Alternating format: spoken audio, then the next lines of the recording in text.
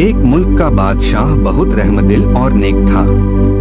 रियाया के हक में बहुत अच्छा था। चुनाचे तमाम रियाया उससे मोहब्बत करती थी और उसे खूब दुआएं देती थी।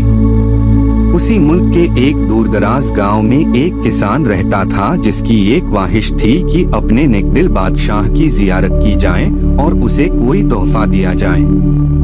उसने अपनी बीवी से मशवरा किया कि मैं बादशाह को मिलने के लिए जाना चाहता हूँ और मेरी ख्वाहिश है कि मैं उसे कोई तोहफा भेजूं। तुम मुझे मशवरा दो कि मैं बादशाह के लिए क्या तोहफा लेकर जाऊं। बीवी ने कुछ देर सोचा और कहा कि बादशाह के पास तो हर चीज होगी, हम उसे क्या तोहफा दे सकते हैं। हाँ, मेरा एक मशवरा है कि हमारे घर के पास बहने वाले चश्मे का पानी बहुत मीठा और ठंडा है और ऐसा पानी पूरे मुल्क में कहीं भी नहीं होगा, हत्ता के बादशाह के पास भी नहीं होगा, तो तुम उसके लिए ये पानी ले जाओ। बादशाह के इशारे पर वजीर ने घड़े का ढक्कन उठाया तो कई हफ्तों के सफर की वजह से पानी में बदबू पैदा हो गई थी।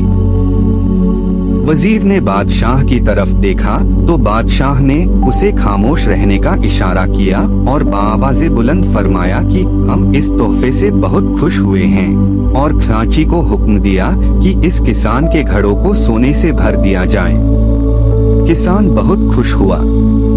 बादशाह ने वजीर को बुलाकर चुपके से कहा कि पानी को गिरा देना और वापसी पर इस किसान को उस रास्ते से गुजारना जहां हमारे चश्मे हैं, ताकि उसे इल्म हो कि हमारे पास पानी के कितने चश्मे हैं और उनका पानी कितना ठंडा और फरहबख्श है।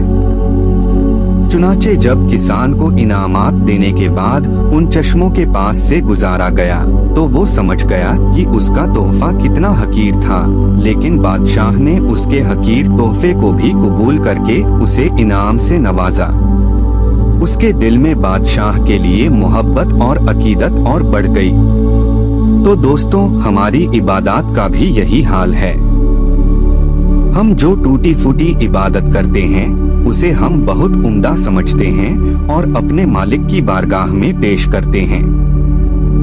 इन इबादत की हकीकत मालूम होने के बावजूद वो मालिक मुल्क न सिर्फ इन इबादत को कबूल करता है बल्कि इनाम के तौर पर बेहिसाब नेमतों से भी नवाजता है।